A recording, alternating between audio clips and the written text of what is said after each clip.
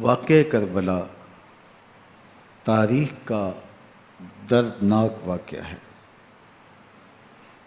یہ اقتدار کی جنگ نہیں تھی، اقدار کی جنگ تھی۔ دو شخصیتوں کی لڑائی نہیں تھی، دو نظریات کا ٹکراؤ تھا۔ یہ حق اور باطل کا معرکہ تھا۔ یزید ظلم کا استعارہ ہے، حسین ابن علی امن کی علامت ہے۔ یزید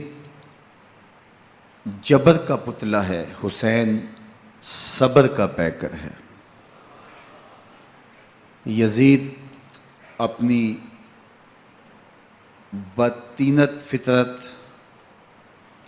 اور اپنی طبع ناہموار کے باعث دنیا پر ذلت و رسوائی، ظلم، جبر، جور و زیادتی کی علامت بن کے ابھرا، اور حسین ابن علی رضی اللہ تعالی عنہ حق و صداقت کا نشان بن کے ابھرا۔ کربلا کے تپتے ہوئے ریگزار میں حسینی اور یزیدی دو کردار سامنے آتے ہیں۔ اقبال نے کہا تھا، موسیٰ و فرعون و شبیر و یزید، ایند و قوت از حیات آید پدید، زندہ حق از قوت شبیری است، باطل آخر داغ حسرت میری است، سرخ رو عشق غیور از خون او، شوخی ای مصرع از مضمون او، تا قیامت قطع استبداد کر، موج خون او چمن ایجاد کر۔ یزید بہدل کی بیٹی محسون کا ناپاک بیٹا تھا، اور حسین محمد عربی کی بیٹی فاطمہ کا شہزادہ تھا۔ یزید دمشق کے اطراف میں سرجون اور جریر، اختل جیسے اوباشوں کے جھرمٹ میں پل کے جوان ہوا۔ حسین کے گھر کا دروازہ مسجد نبوی کے اندر کھلتا تھا۔ یزید نشے میں دھت ہو کر کے نمازیں چھوڑ دیتا تھا۔ حسین کی کربلا کے اندر بھی نماز تہجد قضا نہیں ہوئی۔ یزید ظلم کا دوسرا نام ہے، حسین امن کی علامت ہے۔ یزید نے زندگی میں ایک مرتبہ حج کیا اور شراب کے مٹکے ساتھ لے کے آیا، اور اختل اور دیگر گویوں اور مغنیوں کو اپنے ساتھ رکھا تاکہ سفر آسانی سے کٹے۔ حسین ابن علی نے 25 حج سواری ہونے کے باوجود پیدل کیے۔ یزید حج بیت اللہ کے بعد مدینہ المنورہ آیا اور شراب کی ایک مجلس بپا کی۔ حضرت امام حسین رضی اللہ تعالی عنہ جب وہاں پہنچے تو شراب کی پھیلی ہوئی بدبو کو محسوس کرتے ہوئے فرمایا، یہ بو کیسی ہے؟ تو نشے میں دھت یزید بولا، یہ شام میں بنتی ہے، اور ایک جام منگوایا اور اس کو پیتے ہوئے دوسرا جام حضرت امام حسین رضی اللہ تعالی عنہ کی طرف بڑھاتے ہوئے کہا، ابا عبداللہ لیجئے۔ تو حضرت امام حسین رضی اللہ تعالی عنہ نے فرمایا، میں اس کی طرف دیکھتا بھی نہیں ہوں، اور پھر وہ عشقی اشعار پڑھنے لگا۔ جب یزید کی شراب نوشی کا منظر امام حسین رضی اللہ تعالی عنہ اپنی آنکھوں سے دیکھ چکے تھے تو مجھے بتاؤ، یزید کے ہاتھ پہ امام حسین کا پاک ہاتھ کیسے آتا؟ حضرت امام حسین رضی اللہ تعالی عنہ جس ماحول میں پلے تھے، جس ماحول میں پرورش پائی تھی، جس ماحول میں رہے تھے، وہ پاکیزہ اور تقدس مآب ماحول تھا۔ اور یزید کبھی اطراف دمشق میں، کبھی غوطہ میں، کبھی الخضرہ محل میں، اور کبھی کہاں داد عیش دیتا رہا اور لہو و لعب کے اندر مصروف رہا۔ اور اس کی زندگی ان چیزوں سے عبارت تھی. وہ محرمات کو حلال قرار دیتا، شراب نوشی اس کی ہڈیوں میں رچی ہوئی تھی، اور شریعت بیضا کا مذاق اڑایا کرتا. اور حسین ابن علی رضی اللہ تعالی عنہ کی دوستیاں جن لوگوں سے تھی وہ عبداللہ ابن عباس تھے، عبداللہ ابن عمر تھے، حضرت عبد الرحمن بن ابو بکر رضی اللہ تعالی عنہ تھے. یزید تو جوا کھیلتا رہا، یزید تو قمار بازی کرتا رہا، یزید تو شراب نوشی کرتا رہا، اور حسین ابن علی مسجد نبوی کے ممبر میں حضور کے پہلوؤں میں بیٹھتے رہے. زمانے نے وہ منظر دیکھا کہ سرخ رنگ کے جوڑے پہنے ہوئے حسنین کریمین حجرہ فاطمہ سے نکلتے ہیں. کم عمری کی وجہ سے کبھی گرتے ہیں، کبھی سنبھلتے ہیں، اور آقا کریم خطبہ ارشاد کر رہے ہیں. خطبہ چھوڑ کے حضور نے شہزادوں کو اٹھا لیا. وہ منظر بھی زمانے نے دیکھا. حضرت عبداللہ بن شداد کہتے ہیں کہ حضور سجدے میں تھے اور سجدہ اتنا طویل ہو گیا، ہمیں لگا یا تو وحی کا نزول ہو رہا ہے یا پھر اللہ کا حکم آ گیا اور اللہ کے محبوب کی روح قبض کر لی گئی.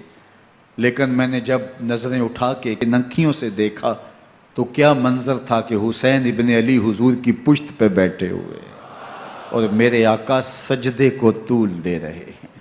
اللہ اکبر. حسین کے لیے پیغمبر کے سجدوں کو طول دیا جا رہا ہے. حسین ابن علی کبھی ممبر پہ حضور کی اطراف میں بیٹھتے ہیں. وہ منظر بھی دنیا نے دیکھا کہ حضور کے مبارک کندھوں پر حسین ابن علی بیٹھے ہیں اور حضور کی زلفوں کو پکڑا ہوا ہے. تو حضرت عمر رضی اللہ تعالیٰ عنہ دیکھ کے کہتے ہیں واہ واہ کیسی سواری میسر آئی حسین ابن علی کو. تو میرے آقا مسکرا کے کہتے ہیں عمر سواری دیکھتے ہو سوار بھی تو دیکھو. اللہ اکبر. حضرت اسامہ بن زید بن حارثہ رضی اللہ تعالیٰ عنہ فرماتے ہیں رات کا ایک پہر گزر گیا اور مجھے حضور سے کوئی کام تھا. میں آقا کریم کی خدمت میں حاضر ہوا، در دولت پہ دستک دی. حضور تشریف لائے تو چادر اوڑی تھی، بکل کی ہوئی تھی میرے حضور نے. تو میں نے اپنی حاجت کہی تو حضور نے میری حاجت پوری کر دی. لیکن ایک منظر میں نے دیکھا کہ حضور نے جو چادر کی بکل فرمائی تھی اس کے اطراف میں پہلوؤں میں ابھار تھے جس طرح اندر کوئی ہو. مجھ سے نہ رہا گیا، میں نے پوچھ لیا. میں نے کہا بندہ نواز چادر کے اندر کیا ہے؟ فکاشفہ. تو حضور نے چادر کو کھول دیا. فائز الحسن والحسین علی ورکہ. تو کہتے ہیں میں نے اپنی آنکھوں سے دیکھا ایک پہلو سے امام حسین لپٹے ہوئے تھے، ایک پہلو سے امام حسن لپٹے ہوئے تھے. فرمایا یہ میرے بیٹے ہیں، یہ میری بیٹی کے بیٹے ہیں. اے اللہ میں ان سے پیار کرتا ہوں، تو بھی ان سے پیار کر، جو ان سے پیار کرے اس سے بھی پیار کر. ان کی محبت کا درس دیا، ان کے پیار کا سبق پڑھایا. کہا ان سے پیار کرنے والا میرے سے پیار کرنے والا ہے، ان سے بغض رکھنے والا میرے سے بغض رکھنے والا ہے. ان کی تکلیف حضور کو بے چین کر دیتی تھی. حضرت سیدہ فاطمہ الزہرا رضی اللہ تعالی عنہ کے گھر کے قریب سے گزرے تو حضرت امام حسین کے رونے کی آواز آ رہی تھی. تو آقا کریم علیہ السلام نے فرمایا کہ فاطمہ حسین کو چپ کرواؤ. اللہ تعالیٰ انا بقاءہ یوزینی. تو جانتی نہیں حسین کا رونا مجھے دکھ دیتا ہے. حسین ابن علی کو حضور رونے نہیں دیتے تھے، ان کو دکھی نہیں ہونے دیتے تھے، کیونکہ رسول اللہ صلی اللہ علیہ وسلم جانتے تھے کہ یہ کتنے دکھ سہے گا، کتنی تکلیفوں سے گزرے گا اور کتنے مصائب سہے گا. زمانے نے وہ گھڑیاں بھی دیکھیں کہ حضرت حذیفہ بن یمان رضی اللہ تعالیٰ عنہ فرماتے ہیں کہ میں حضور کی خدمت میں نماز مغرب کی ادائیگی کے لیے حاضر ہوا، اور میں نے یہ اجازت خاص طور پہ اپنی ماں سے اس شرط پہ لی تھی کہ امی آپ مجھے اجازت دیں، میں حضور کی خدمت میں حاضر ہوتا ہوں، مغرب کی نماز بھی ادا کروں گا اور پھر حضور سے عرض کروں گا حضور میرے لیے اور میری ماں کے لیے بخشش کی دعا کر دیجئے. ماں نے اس شرط پہ اجازت دے دی اور میں حضور کی خدمت میں آ گیا. نماز مغرب ادا کی، سلام پھرا تو میرے دل میں آرزو تھی میں حضور سے عرض کروں حضور میرے لیے اور میری ماں کے لیے مغفرت کی بخشش کی دعا کر دیں. لیکن حضور عبادات میں، ذکر میں، نوافل میں ایسے مشغول ہوئے کہ میں آرزو رکھنے کے باوجود بھی عرض نہ کر سکا.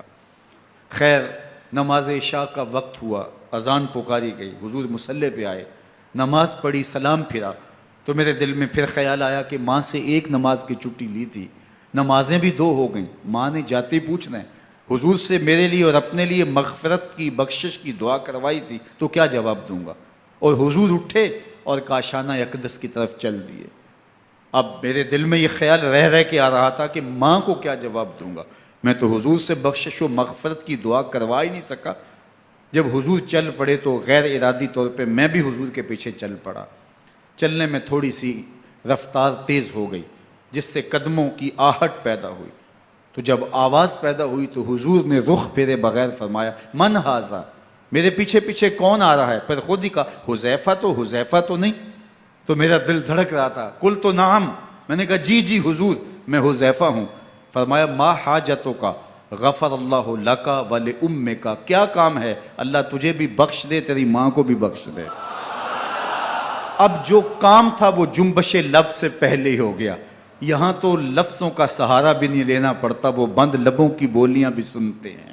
اقبال بولا ہے فروغت صبح آثار و دہور، چشم تو بی نندائے ما فی الصدور، تیری نظر تو سینوں کے چھپے راز بھی دیکھتی ہے۔ تو کہا ما حاجتوں کا غفر اللہ لک ولامک، اللہ تجھے بخش دے، تیری ماں کی بھی مغفرت کر دے، کیا کام ہے؟ اب جو کام تھا وہ تو ہو گیا۔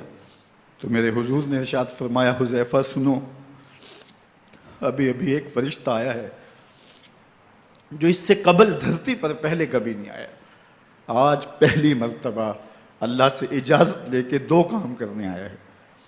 ایک تو مجھے سلام کرنے آیا ہے، اور دوسرا خوشخبری دینے آیا ہے کہ آپ کی بیٹی فاطمہ جنتی عورتوں کی سردار ہے، اور حسن اور حسین جنتی جوانوں کے سردار۔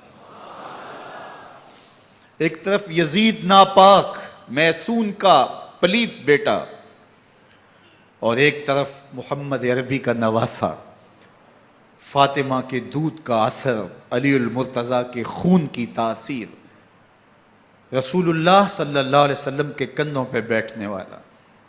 ایک دن حضور نے امام حسین رضی اللہ تعالیٰ عنہ کے ہاتھ پکڑ لیے اور ان کے پاؤں اپنے پاؤں پہ رکھے، اور پھر فرمایا بیٹے آگے بڑھو، اور ان کے پاؤں حضور کی پنڈلیوں پہ آئے۔ پھر کہا بیٹے اور آگے بڑھو، حتیٰ کہ ان کے پاؤں حضور کی رانوں پہ آئے۔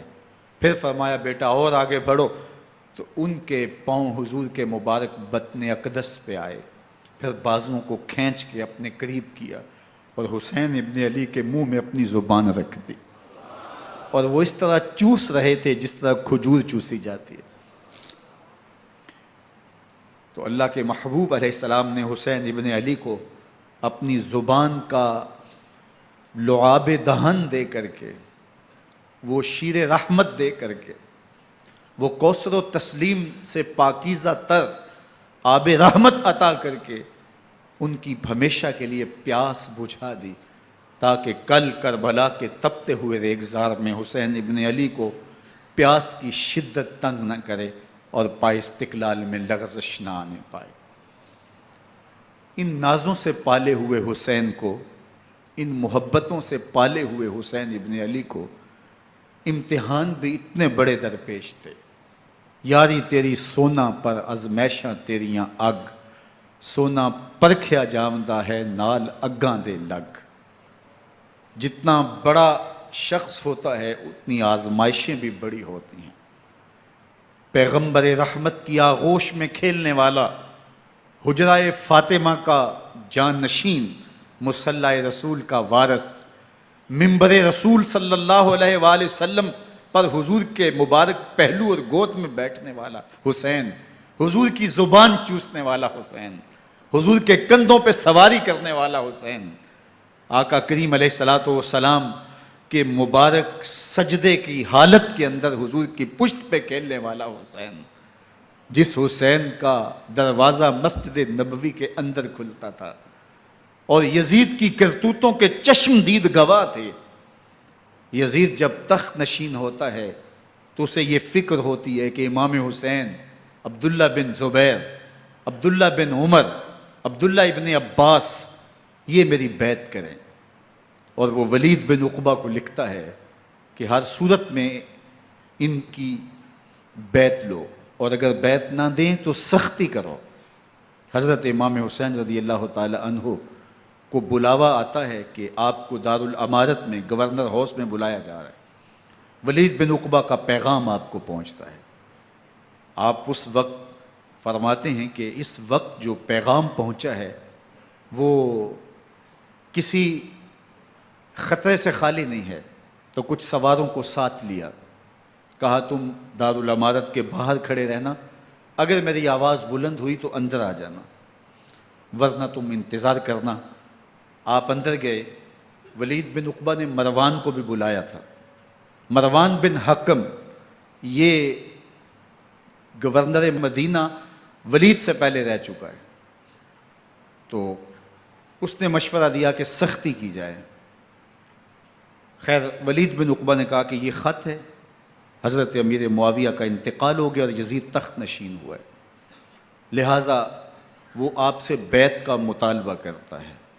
تو حضرت امام حسین رضی اللہ تعالیٰ عنہ نے فرمایا کہ میرے جیسا شخص یوں چھپ کے بیعت نہیں کر سکتا. اور آپ واپس پلٹے. مروان بن حکم نے ولید بن عقبہ کو کہا کہ یہ موقع ہے جانے نہ دیا جائے، اگر یہ نکل گئے تو دوبارہ تم قابو نہیں پا سکو گے اور انہیں یہیں قتل کر دیا جائے. حضرت امام حسین رضی اللہ تعالیٰ عنہ نے یہ بات سن لی. کہتے ہیں حضرت امام حسین انہی قدموں کے بل واپس پلٹے اور مروان بن حکم سے مخاطب ہو کے کہا، مروان کیا بول رہا ہے؟ وہ خاموش ہو گیا. فرمایا تو جانتا نہیں ہم کون ہیں؟ آنا حسین ابن علی ابن ابی طالب، میں حسین ہوں، میں علی کا بیٹا ہوں. ہمارے گھر میں قرآن اترتا رہا ہے، وحی کا نزول ہوتا رہا ہے، اور یزید فاسق ہے، فاجر ہے، مسلمانوں کا قاتل ہے اور شرابی ہے. میں ڈنکے کی چوٹ پہ یزید کی بیعت سے انکار کرتا ہوں. بس حیدری کچھار سے محمدی شیر نکل آیا ہے. اب اوسان خطا ہو گئے، راستہ چھوڑ دیا، واپس آئے. سیدہ زینب سے ملے، کہا مدینے کو چھوڑنا پڑے گا. کہا بھیا کیا ہوا؟ کہا یزید بیعت لینے پہ مصر ہے اور میں کسی صورت بھی بیعت نہیں کروں گا. رسول اللہ کا مدینہ ہمارے خون سے لالہ زار بنے گا. میں نہیں چاہتا کہ حضور کے شہر نور کی حرمت پامال ہو. دوستو وہ کیسا منظر ہوگا جب حسین ابن علی نے آخری حاضری حضور کے روضے پہ دی ہو. حاجی یا معتمر 10 دن کے لیے، 8 دن کے لیے، 20 دن کے لیے مدینہ المنورہ عارضی سکونت اختیار کرتا ہے اور حضور کے روضہ انور سے، اس شہر نور سے، ان گلیوں سے، ان بام و در سے ایسا مانوس ہو جاتا ہے کہ جب واپس پلٹ رہا ہوتا ہے ان دعاؤں کے ساتھ کہ دوبارہ آنا بھی نصیب ہو، اور اسے لگتا ہے کہ میں دوبارہ بھی بلایا جاؤں گا، لیکن اس کے باوجود شہر حبیب چھوڑنا قیامت سے کم نہیں ہوتا. اعظم چشتی مرحوم آخری بار جب حضور کے روضہ انور پہ گئے تو بیمار تھے، ویل چیئر پہ تھے. باب بقی سے باہر نکلے تو خادم سے کہا کہ میری ویل چیئر پیچھے سے کھینچو تاکہ میرا رخ روضہ انور کی طرف رہے. اور وہ پیچھے سے کھینچتا چلا جا رہا ہے.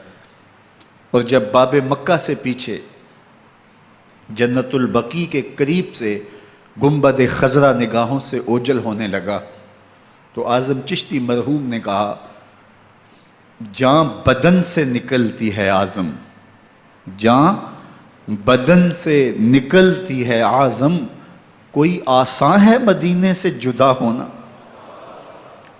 کوئی آسان ہے مدینے سے جدا ہونا.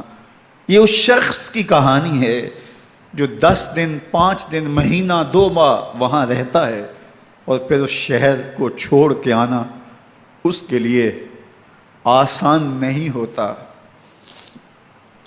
اور مجھے بتاؤ کہ حسین جو پیدا مدینے میں ہوا، جس کے گھر کا دروازہ مسجد نبوی کے اندر کھلتا تھا، جو مسجد نبوی کے اندر پرورش پا کے جوان ہوتا ہے اور مدینے کی گلیوں میں کھیلتا رہا، اس حسین ابن علی کے لیے مدینہ چھوڑنا، اور پھر وہ اس بات کا علم اور شعور رکھتے تھے کہ یہ آخری بار حضور کے در پہ حاضری ہے، دوبارہ اس شہر نور میں نہیں آ سکوں گا، تو کیا قیامت ہوگی اور کیا منظر ہوگا۔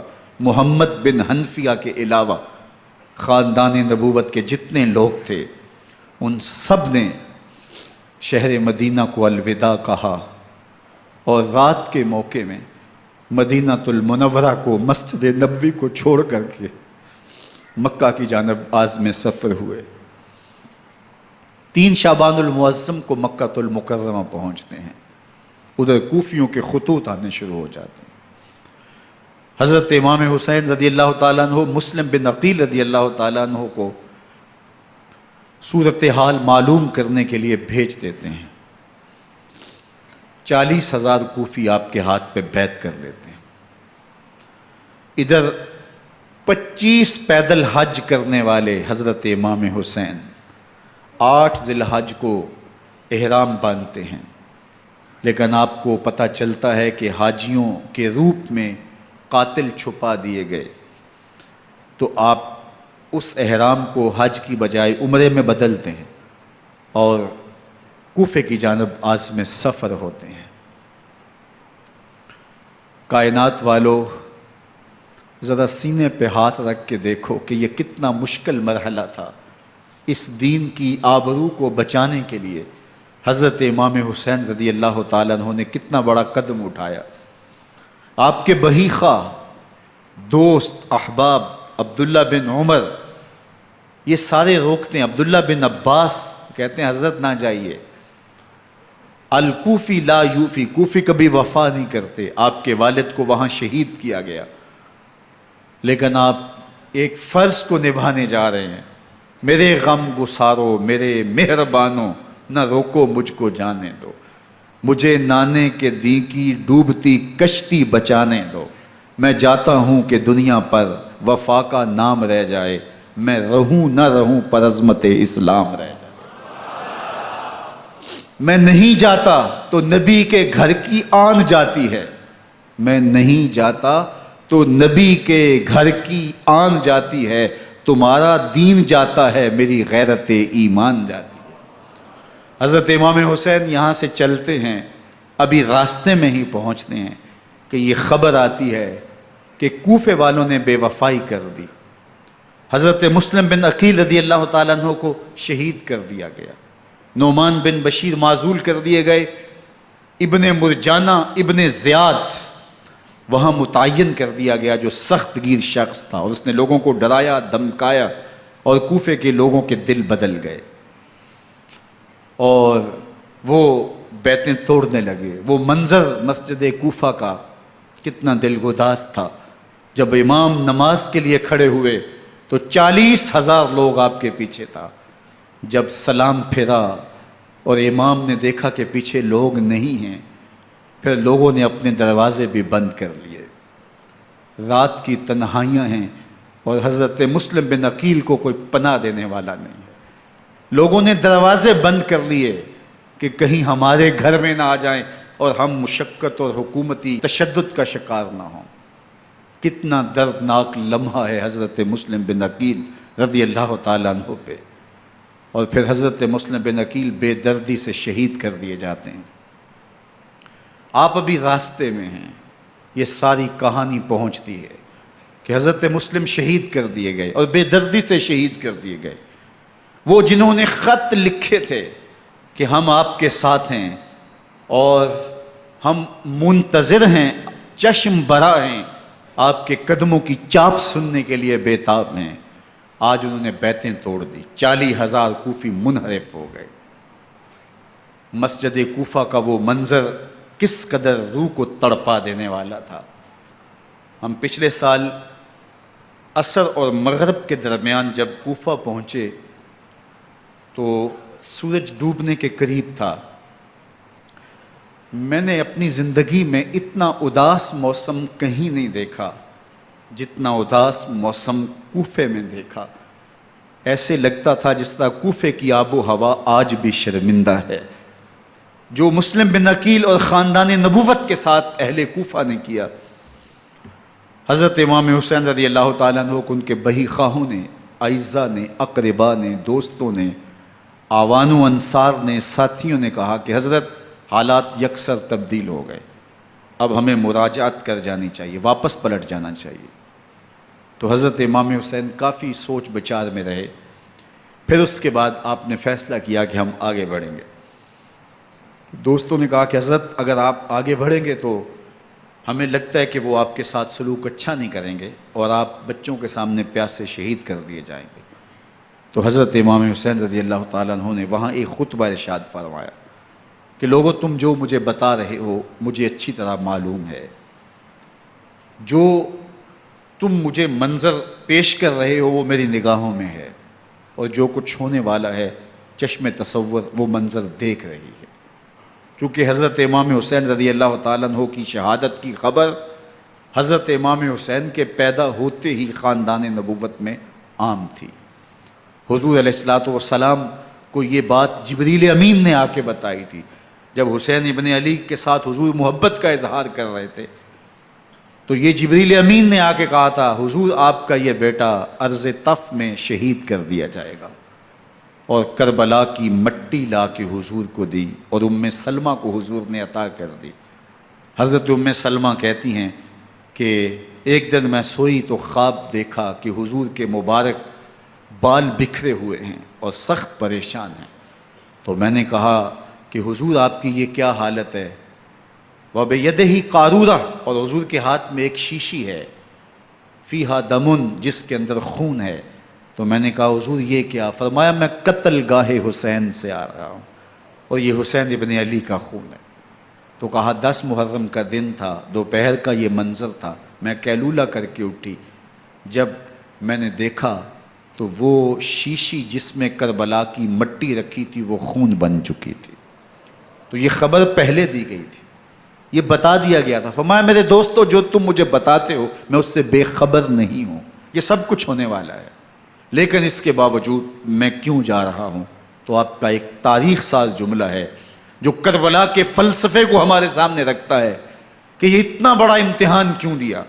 حضرت امام حسین رضی اللہ تعالیٰ عنہ نے فرمایا وَلَكُمْ فِيَّ أُسْوَةٌ، میں اس لیے جا رہا ہوں قیامت تک ظلم، جبر اور ناانصافی کے خلاف کھڑے ہونے والوں کے لیے کوئی نمونہ تو ہو۔ میری زندگی قیامت تک ظلم، جبر اور استحصالی نظام کے خلاف کھڑے ہونے والوں کے لیے نمونہ ہے۔ تو حضرت امام حسین رضی اللہ تعالیٰ عنہ نے حق اور باطل کے درمیان ایک سرخ لکیر کھینچ دی اپنے خون سے۔ اب حق اور باطل کا امتیاز کرنا مشکل نہیں ہے، کوئی باطل پہ اڑا رہے تو الگ بات ہے، لیکن امتیاز کرنا مشکل نہیں ہے۔ حدود بالکل واضح کر دی۔ اقبال نے یہاں کتنی خوبصورتی کے ساتھ اس مضمون کو نبھایا۔ سرخ رو عشق غیور از خون او، شوخی این مصرع از مضمون او، تا قیامت قطع استبداد کر، موج خون او چمن ایجاد کر۔ ایک جہاں آباد کر دیا، حق اور باطل کی راہیں اجال دی۔ اب لوگوں کو یزید کا چہرہ پہچاننے میں دیر نہیں لگتی، وقت کے ہر یزید کا چہرہ آسانی سے پہچانا جا سکتا ہے۔ یہ معرفت زمانے کو کروائی کس نے؟ حسین ابن علی نے کروائی رضی اللہ تعالی عنہ۔ تو حضرت امام حسین نے فرمایا کہ جو میرے ساتھ ہونے والا ہے میں اچھی طرح جانتا ہوں، لیکن میں اس کے باوجود آگے بڑھوں گا۔ پھر بڑھے اور کربلا میں جا کے خیمہ زن ہو گئے۔ 7 محرم کو پانی بند کر دیا گیا۔ پانی بند ہوا تو کھانا بھی میسر نہیں تھا، لیکن ذکر پانی کا ہوتا ہے اس لیے کہ کھانے کے بغیر انسان کئی دن کاٹ لیتا ہے، لیکن پانی کے بغیر گزر نہیں ہوتی۔ تو فرات کی نہر سامنے اپنی موجوں کے ساتھ چمک رہی ہے، لیکن ایک قطرہ آب بھی آل رسول کو نہیں دیا جا رہا۔ کائنات کے اندر ایسے انوکھے امتحان بھی ہوتے ہیں۔ وارثوں ساقی کوثر کے، مالک ہوں حوض کوثر کے، اور بیٹے ہوں ساقی کوثر کے، اور آج ایک بوند پانی کی بھی میسر نہ ہو۔ صبر کا امتحان ہے، عزیمت کا امتحان ہے۔ حضرت امام حسین رضی اللہ تعالیٰ عنہ خیمہ زن ہو گئے۔ 3 دن تک پانی بند رہتا ہے۔ 9 محرم کو رات کی تنہائی میں حملہ آور ہونا چاہتے ہیں، لیکن آپ نے کہا کہ ہمیں اللہ کے حضور عبادت اور ذکر کے لیے وقت دیا جائے۔ ساری رات ذکر میں گزرتی ہے، عبادات میں گزرتی ہیں۔ رات کے اندھیرے میں آپ چراغ بجھا دیتے ہیں۔ آوان و انصار کو کہتے ہیں کہ ان کی دشمنی میرے ساتھ ہے، انہیں میرا خون چاہیے، اگر تم رات کی تاریکی میں نکل جاؤ تو میں تم سے کوئی مواخذہ نہیں کروں گا، اور یہ بھی تمہارا پیچھا نہیں کریں گے، اس لیے کہ ان کا مطلوب تم نہیں ہو، ان کا مطلوب میں ہوں۔ جب چراغ جلایا تو کوئی بھی نہیں گیا۔ مسلم بن نوسجہ کھڑے ہو کے کہتے ہیں حضرت اگر ہمارے بدن کو 70 بار کاٹا جائے اور جلایا جائے اور ہواؤں میں اڑا دیا جائے پھر بھی آپ کا ساتھ نہیں چھوڑیں گے۔ 70 سال کے بوڑھے ہیں حبیب بن مظاہر، کہتے ہیں حضرت آپ کو چھوڑ کے جائیں کہاں، آپ کو چھوڑ کے جائیں کہاں، کوئی ساتھ چھوڑنے کے لیے تیار نہیں ہے۔ پیاس ہے، سخت گرمی ہے، کربلا کا ماحول ہے، 72 افراد اور خاندان کی خواتین میدان کربلا میں خیمہ زن ہیں۔ دوسری طرف لشکر اعداء اشقیا 22,000 کی تعداد میں مقابلے میں، ایک روایت 30,000 کی ہے۔ ان صرف 72 پیاسے لوگوں کے لیے اتنے لوگوں کو جمع کرنے کا مقصد خوف زدہ کرنا تھا۔ شرط ہے کہ یا یزید کی بیعت کر لیں، محاصرے توڑ دیں گے، پانی دستیاب ہوگا، اعزاز و اکرام سے نوازا جائے گا، خزانوں کے منہ کھول دیے جائیں گے۔ لیکن حسین ابن علی کہتے تھے سب کچھ لٹ جائے گا، باطل کے ہاتھ پہ ہاتھ نہیں رکھوں گا۔ اللہ اکبر۔ اب صبح طلوع ہوتی ہے، عاشور کا دن چڑھتا ہے، سورج اپنی پوری تمازت کے ساتھ گرمی برسا رہا ہے۔ آج خاندان نبوت کا امتحان زمانے نے دیکھنا ہے۔ رسول اللہ کا لعاب چوسنے والا اس کے صبر کا آج امتحان ہے، حضور کے کندھوں پہ کھیلنے والے حسین کا آج امتحان ہے۔ اللہ اکبر۔ حسین ابن علی تمام حجت کرتے ہیں میں نے تمہارا کچھ نہیں بگاڑا، میں نے کسی کا خون نہیں کیا، میں نے کوئی زیادتی نہیں کی، تم کیوں میرے قتل کے در پہ ہو؟ تم جانتے نہیں میں کون ہوں؟ میں تمہارے نبی کا نواسا ہوں، رسول اللہ صلی اللہ علیہ وآلہ وسلم کے کندھوں پہ کھیلتا رہا ہوں، حضور کا لعاب چوستا رہا ہوں، اور میں بوسہ گاہ رسول صلی اللہ علیہ وآلہ وسلم ہوں۔ لیکن ان اشقیاء کے دل پر کوئی چیز اثر انداز نہیں ہوتی۔ ایک ہور ہے، اللہ اس کے دل میں نرمی ڈالتا ہے۔ پہلے تو امام حسین کو گھیر کے لے کر کے آتا ہے، لیکن بعد میں وہ قافلہ یزید سے قافلہ حسین کی طرف آ جاتا ہے۔ امام حسین فرماتے تو دنیا میں بھی ہو رہے، آخرت میں بھی ہو رہے، آزادی مل جاتی ہے۔ باقی 22,000 کا لشکر جرار امام حسین کے قتل کے در پہ ہے۔ پھر تاریخ نے خاندان نبوت کا وہ انوکھا امتحان دیکھا۔ حضرت امام حسین کے بچے بالخصوص خواتین پیاس کی شدت میں حلق خشک ہیں۔ حضرت سکینہ تڑپ کے اپنے باپ سے کہتی ہیں کہ مجھے 6 ماہ کے علی اصغر کی پیاس نہیں دیکھی جا رہی۔ بچے کو ہاتھوں پہ اٹھاتے ہیں اور نہر فرات کے کنارے پہنچ کے فرماتے ہیں اشقیاء سے مخاطب ہو کے تمہارا معاملہ میرے ساتھ ہے، اس 6 ماہ کے بچے نے تمہارا کچھ نہیں بگاڑا، اور چلو بھر کے اس کا حلق سیراب کرنا چاہتے ہیں۔ ایک 2 شاخہ تیر آتا ہے جو حضرت علی اصغر کے گلے کو چیر دیتا ہے۔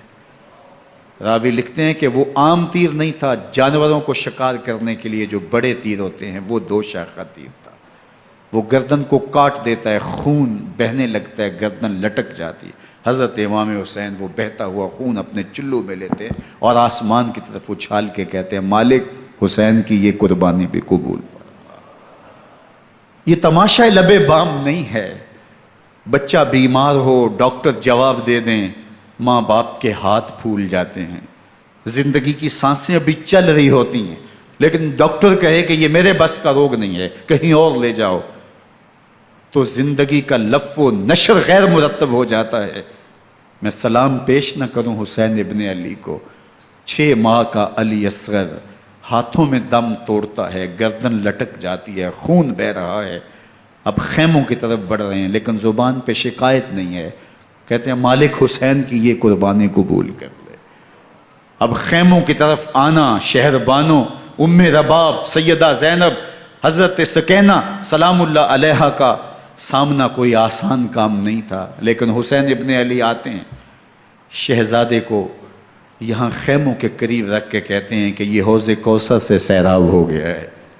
اللہ اکبر، کوہرام مچ جاتا ہے خیموں کے اندر، کیا منظر ہوگا اور ان کو کن الفاظ کے پیرائے میں ڈھال کر کے ان کیفیات کو بیان کیا جا سکتا ہے جو اہل بیت کے خیموں کے اندر علی اصغر کی شہادت کے بعد کا منظر رقم ہو رہا ہوگا۔ اللہ اکبر، ادھر اشکیا آوازیں دے رہے ہیں، مبارزت کے لیے پکار رہے ہیں۔ زمانے نے پھر وہ منظر بھی دیکھا کہ جوان بیٹے کو 18 سال کی کمائی حضرت امام حسین میدان عمل میں بھیج رہے ہیں۔ وہ علی اکبر جو حسین کا نور نظر ہے، آنکھوں کا قرار ہے، دل کی تسکین ہے۔ اور پھر حضرت علی اکبر جب گھوڑے کی زین سے فرش زمین پہ گرتے ہیں تو باپ کو آواز دیتے ہیں، اور حضرت امام حسین جو ہے وہ آگے جا کے بیٹے کی لاش اٹھاتے ہیں۔ اللہ اکبر، 18 سال کے بیٹے کی لاش کو کندھوں پہ اٹھا کے خیموں تک لاتے ہیں اور ہاتھ پھیلا کے کہتے ہیں مالک حسین کی یہ قربانی بھی قبول فرما۔ کبھی قاسم بن حسن کی لاش اٹھا کے لاتے ہیں، کبھی اون و محمد کی لاشیں اٹھا کے لاتے ہیں، بتیجوں کی، بھانجوں کی، بھائی عباس کے کٹے ہوئے بازو اور زخموں سے چھدا ہوا لاشا۔ کیا کیا قیامتیں تھیں جو اس کربلا کے ایک میدان کے اندر نہیں توڑی گئیں۔ حضرت امام حسین پر دکھ پہ دکھ، تکلیفوں پہ تکلیفیں، اب 71 لاشیں اٹھا کے خیموں تک پہنچا چکے، اور ادھر مبارزت کی دعوت دی جا رہی، آؤ میدان عمل میں آؤ، اب دیر کیوں کر رہے ہو۔ رسول اللہ کا حرم، رسول اللہ کی شہزادیاں جو نازوں میں پلی تھیں، وہ کلیاں جو شبنم کا بوجھ بھی گوارا نہیں کر سکتی تھی، آج مصیبتوں کے پہاڑ ٹوٹ گئے۔ حضرت امام حسین کبھی شہربانوں کو، کبھی ام رباب کو دلاسا دیتے ہیں، کبھی حضرت زینب کو کہتے ہیں۔ حضرت زینب کربلا کے اس میدان کے اندر بڑے حوصلے کے ساتھ اپنے بھائی کے ساتھ کھڑی رہی، اپنے 2 بیٹے راہ خدا میں پیش کیے، ان کی لاشیں وصول کیں، لیکن زینب جس جرأت کے ساتھ، جس پامردی کے ساتھ اس سارے منظر کو حوصلے کے ساتھ سہتی رہی، وہ یقیناً حوصلہ سیدہ زینب سلام اللہ علیہا کا ہی ہے۔ لیکن یہ وہ منظر تھا کہ زینب کا دل بھی ڈول گیا جب حسین ابن علی گھوڑے پہ بیٹھنے لگے، اور ان کو گھوڑے میں بٹھانے والا کوئی نہیں تھا، اور جو بھی سوار جاتا پھر واپس اس کی لاش ہی آتی اور حسین ابن علی لے کے آتے۔ آج حسین ابن علی جا رہے ہیں، زندگی کا سارا سرمایہ لٹ رہا ہے، حضرت زینب سلام اللہ علیہا سنبھل نہیں رہی۔ حضرت امام رضی اللہ تعالیٰ عنہ اٹھے اور آپ نے حضرت زینب کو صبر کی تلقین کی اور کہا کہ صبر ہی بہترین ذریعہ ہے اور اللہ کی قربت کا ایک بہترین سبب ہے، اور ان کو صبر کی تلقین کرتے ہوئے فرمایا کہ میرے بعد تم نے اس ذمہ داری کو سنبھالنا ہے، اور ان مخدرات اسلام کی، ان شہزادیوں کے پردے کی تم نے حفاظت کرنی ہے۔ اور پھر گھوڑے کی زین کس کے امام حسین لشکر اشکیا کی طرف بڑھتے ہیں۔ اب خیموں سے سسکیوں کی آواز آ رہی ہے، ان کا سردار، ان کا تاجدار آج سب کو چھوڑ کے کربلا کے میدان کی طرف بڑھ رہا ہے۔ جرم کیا کیا، قصور کیا کیا، اس نے کیا زیادتی کی کہ آج نیزوں اور انیوں کے مقابلے میں 22,000 کا لشکر حضرت امام حسین پہ ٹوٹ پڑتا ہے۔ آپ پھر اتمام حجت کرتے ہیں، میں نے کسی کو قتل نہیں کیا، خون ناحق نہیں بہایا، میرے خون کے درپے کیوں ہو، اپنی آخرت کیوں برباد کرتے ہو، تم جانتے نہیں میں کون ہوں، میں تمہارے نبی کا نواسا ہوں۔ لیکن ابن زیاد کہتا ہے مقابلے میں آؤ۔ پھر حضرت امام حسین رضی اللہ تعالیٰ عنہ مقابلے میں آتے ہیں، اور جب گھوڑے کو ایڑ لگا کے دشمن اشقیاء پہ ٹوٹتے ہیں تو پھر ایسا منظر ہوتا ہے کہ وہ بھیڑ بکریوں کی طرح آگے بھاگتے ہیں۔ 71 زخم کلیجے پہ لیے شجاعت کا یہ پیکر جب میدان میں آتا ہے، آواز آتی، یہ کون ذی وقار ہے، بلا کا شاہ سوار ہے، لباس ہے پھٹا ہوا غبار سے اٹا ہوا، تمام جسم نازنی چدا ہوا کٹا ہوا، یہ نبی کا نور عین ہے، یہ بالیقین حسین ہے، یہ حسین ابن علی ہے رضی اللہ تعالیٰ عنہ۔ پھر چاند بادلوں میں گھر جاتا ہے، شامی غنڈے تیر برساتے ہیں، تلواروں سے آپ کے بدن پر ضربیں لگاتے ہیں اور نیزوں سے آپ کے بدن کو پرو دیتے ہیں۔ جب آپ کا پیراہن بعد میں اتارا گیا تو آپ کے پیراہن میں 122 سوراخ تیروں کے تھے، 33 زخم تلواروں کے اور 34 گھاؤ نیزوں کے تھے۔ جب گھوڑے کی زین سے فرش زمین پر آئے، بدن چھلنی تھا، زخم زخم سے خون بہہ رہا تھا، 3 دن کا پیاسا حسین، اللہ اکبر، بدن زخموں سے چور، 71 لاشیں کلیجے پہ لیے، مخدرات اسلام کے پردے کا خیال دل میں الگ ہے، لیکن گھوڑے کی زین سے جب فرش زمین پہ امام حسین آتے ہیں، زبان پہ ہائے نہیں، نالا و شیون نہیں، چیخ و پکار نہیں، آتے ہی پیشانی سجدے میں رکھتے ہیں اور پکارتے ہیں اللہم ردن بقضائک وصبرن علی بلائک تسلیما لامرک سبحان ربی العالی۔ مالک گھر لٹا کے، بچے لٹا کے، خاندان سب کچھ قربان کر کے، اپنے بدن کو زخموں سے چھلنی کروا کے، تیروں اور نیزوں کی انیوں سے اپنے آپ کو زخمی کروا کے، تیرے حضور سر جھکا کے یہ اقرار کرتا ہوں کہ حسین تیری تقدیر پہ راضی ہے، مالک تو بھی بتا، تو بھی حسین پہ راضی ہوا ہے کہ نہیں ہوا۔ آواز آ رہی ہے، اس پیاسے پر علی شیر خدا کو ناز ہے، اس نواسے پر محمد مصطفیٰ کو ناز ہے۔ اوروں نے بھی سجدے کیے پر اس کا عجب انداز ہے، اس نے وہ سجدہ کیا جس پر خدا کو ناز۔ حسین ابن علی رضی اللہ تعالیٰ عنہ کا سر انور دستے قاتل نے تب کاٹا جب وہ سجدے میں جھکا ہوا تھا۔ یزید نے کہا میں بیعت لوں گا، امام حسین نے کہا کبھی بھی نہیں دوں گا، یہ سر کٹ سکتا ہے جھک نہیں سکتا۔ سر کاٹ کے نیزے کی نوک پہ چڑھا دیا گیا اور یہ اس بات کا اعلان تھا کہ ہم جیت گئے اور حسینی ہار گئے، اور لشکر یزید میں غوغا مچ گیا، نقارے بجنے لگے کہ ہم جیت گئے، دیکھو امام حسین شہید کر دیے گئے، اور سر کاٹ کے نیزے کی نوک پہ چڑھایا گیا۔ لیکن لشکر یزید سے ہی آواز آئی یہ کیسا سر ہے جو کٹ کے بھی سر بلندی ہے، کٹ گیا ہے پھر بھی اونچا ہے، اللہ اکبر، یہ سر سجدے میں کٹا ہے، رب کے حضور عبادت کی حالت میں کٹا ہے۔ حسین آج بھی سجدے میں ہے، اللہ اکبر، حسین آج بھی سجدے میں ہے، بلکہ کٹے ہوئے سر کا رخ زمین کی جانب تھا اور کٹی گردن آسمان کی طرف، یوں نیزے پہ پرویا گیا۔ اللہ اکبر، ایک شاعر نے نقشہ کھینچا، بآنکھ سر نیزے پہ اور سوئے زمیں ہے روح، یعنی سجدہ ثانی کی ہے آرزو۔ رکعت کے 2 سجدے ہوتے ہیں، ابھی ایک سجدہ ہوا تھا کہ دست قاتل نے سر کاٹ دیا، کہا حسین کی پیشانی میں دوسرے سجدے کی تمنا مچل رہی ہے۔ یہ تھا حسین ابن علی کا سجدہ، ساری زندگی رب کے حضور سجدہ قضا نہیں ہونے دیا۔ آج پانی نہیں ہے، اللہ اکبر، آج تیمم کر لیتے ہیں، آج اپنے خون کو اوڑھ کر کے حسین نے اپنی پیشانی اپنے مالک کے حضور جھکا کر کے عظیمت کی وہ انوکھی داستان رقم کر دی کہ صدیاں گزرنے کے باوجود بھی ان کی یادوں کے چراغ روشن ہیں۔ جب حضرت امام حسین اور دوسرے آیان و انصار کو شہید کر دیا گیا تو ان کے سر نیزوں کی نوک پہ چڑھا دیے گئے، حضرت امام حسین کا کٹا ہوا سر اور باقی 71 افراد کے کٹے ہوئے سر نیزوں کی نوک پہ، اور 10 سواروں کو ابن سعد نے کہا کہ ان کو رون دو، اور گھوڑوں کی ٹاپوں تلے حضرت امام حسین رضی اللہ تعالیٰ عنہ اور ان کے آوان و انصار کو جو ہے وہ روندا گیا، حتیٰ کہ ان کی استخوان مبارک، ان کی ہڈیاں بھی چور چور ہو گئیں۔ روننے سے قبل ان کا لباس اتار لیا، ان کے کپڑے اتار لیے گئے۔ اللہ اکبر، کیسی دردناک گھڑیاں تھیں۔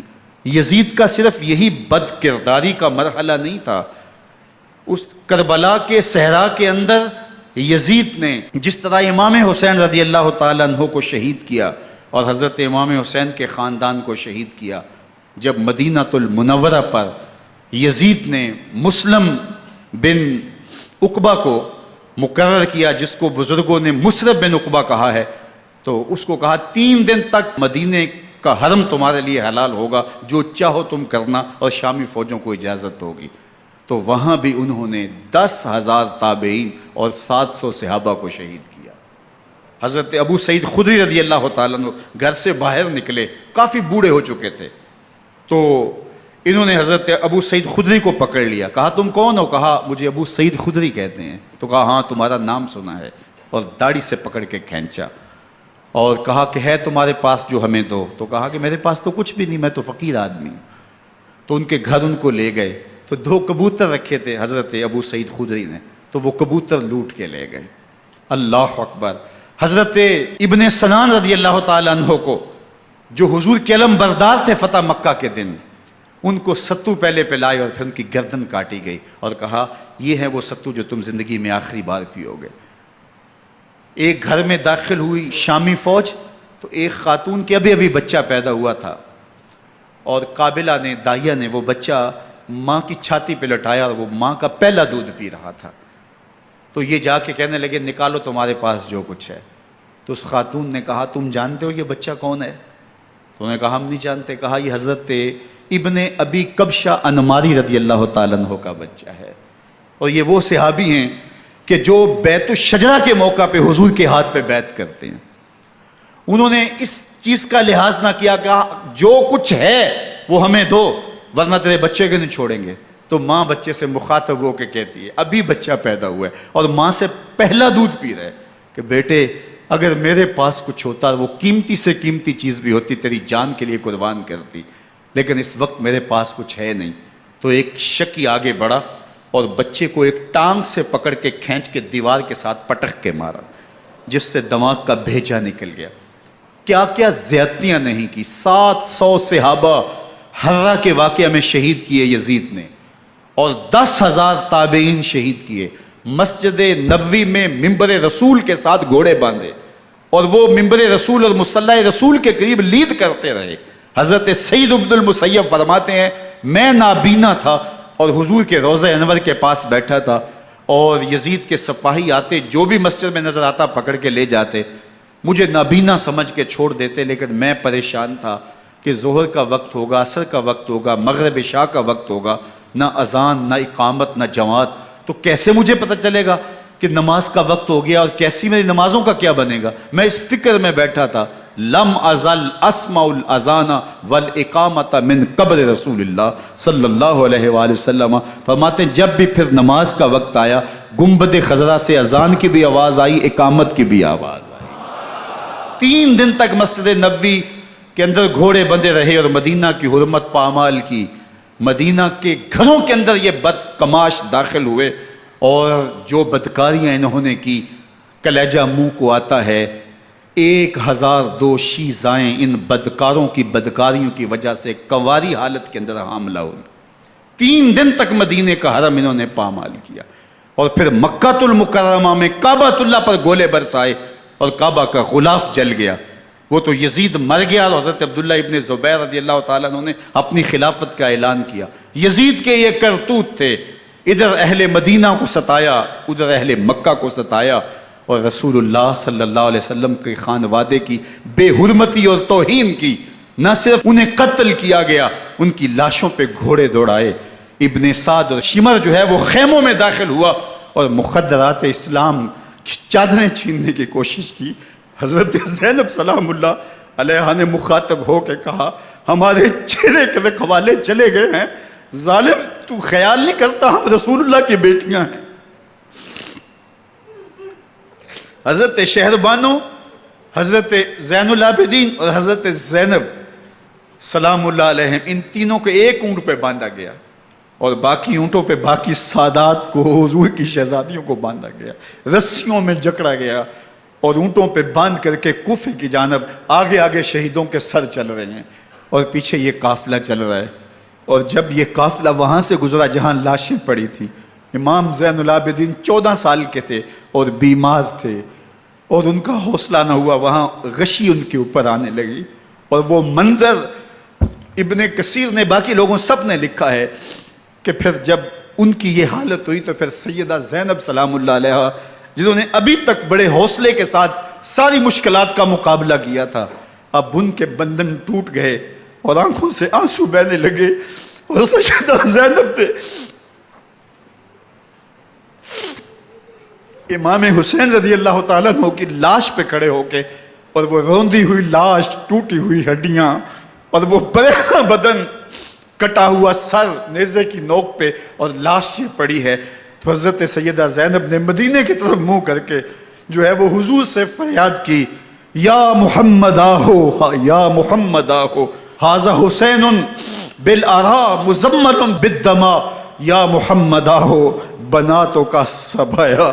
یا رسول اللہ، اے پیارے آقا، یا جد آہو، اے ہمارے نانا محترم، یہ دیکھیے آپ کا حسین پڑا ہوا ہے، بدن سے کپڑے اتار لیے گئے، خاک ہوائیں اڑا رہی ہیں، اور اس کے اوپر چادر جو ہے وہ مٹی کی پڑ گئی ہے۔ حضور آپ کی اولاد کاٹ دی گئی، اور پھر کہا بناتوں کا سبایا، حضور دیکھیے آپ کی بیٹیوں کے ہاتھ باندھ دیے گئے ہیں، اونٹوں پہ کس دیا گیا ہے، سر شہیدہ آگے آگے چل رہے ہیں، اور حضرت سیدنا امام حسین کا آگے آگے سر ہے۔ راستے کے اندر ایک جگہ آئی، رات گزری اور ان کو اتارا گیا۔ رات کا موقع تھا، ایک خاتون آئی اور اس نے کوئی کھانا پیش کیا ان کو، اور کہا کہ میں کسی زمانے میں حضرت سیدہ فاطمہ تو زہرا کی نوکری کیا کرتی تھی، ان کی لونڈی تھی، ان کی کنیز تھی، اور آج مجھے پتہ چلا کہ آپ لوگ گزر رہے ہیں، تو میں نے کہا کہ میں اپنی مخدومہ کے خاندان کی خدمت کروں۔ اور پھر اس نے کہا کہ اس وقت سیدہ کی گود میں ایک 6-7 ماہ کی بچی تھی جس کو زینب کہا کرتے تھے، تو سیدہ زینب نے کہا کہ اماں اگر پہچانتی ہو تو وہ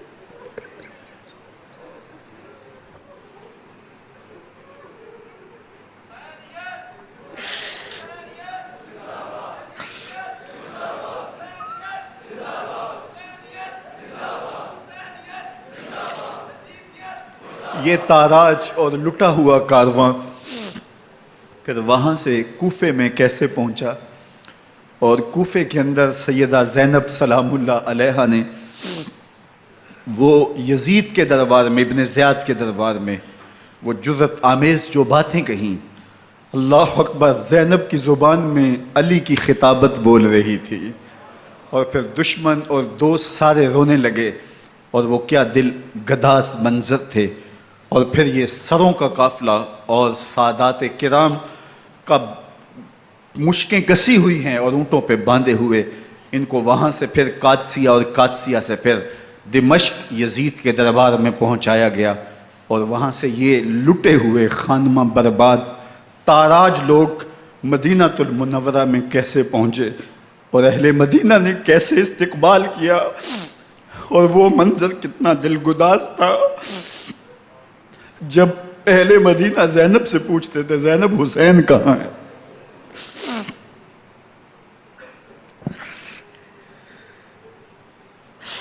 بے مروت بے وفا تیرا بھی کیا افسانہ ہے، جس نے اپنی ہی شمع کو گل کیا تو وہ پروانہ ہے۔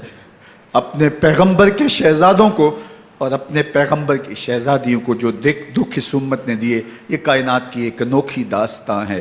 اللہ ہمیں اسوہ شبیری پہ عمل کی توفیق عطا کرے اور ان کے نقوش پاک کی برکتیں دے، اہل بیت کی محبت ہماری روحوں میں جذب کر دے، اور جس عظیمت کے ساتھ، جس حوصلے کے ساتھ انہوں نے دکھوں کو جھیلا، جو دہکتی آگ کے شعلوں پہ سویا وہ حسین، جو جواں بیٹے کی میت پر نہ رویا وہ حسین، جس نے سب کچھ کھو کے کچھ نہ کھویا وہ حسین، مرتبہ اسلام کا جس نے دوبالا کر دیا، خون نے جس کے دو عالم میں اجالا کر دیا، جو کہ سوزے غم کو سانچے میں خوشی کے ڈھال کے مسکرایا موت کی آنکھوں میں آنکھیں ڈال کے۔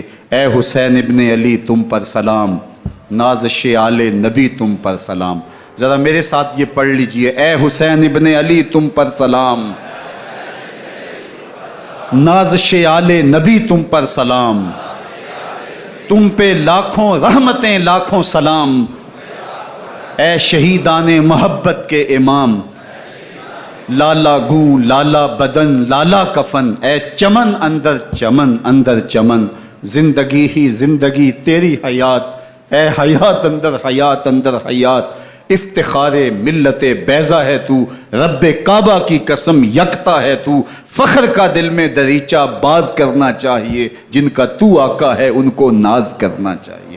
وآخر دعوانا ان الحمدللہ۔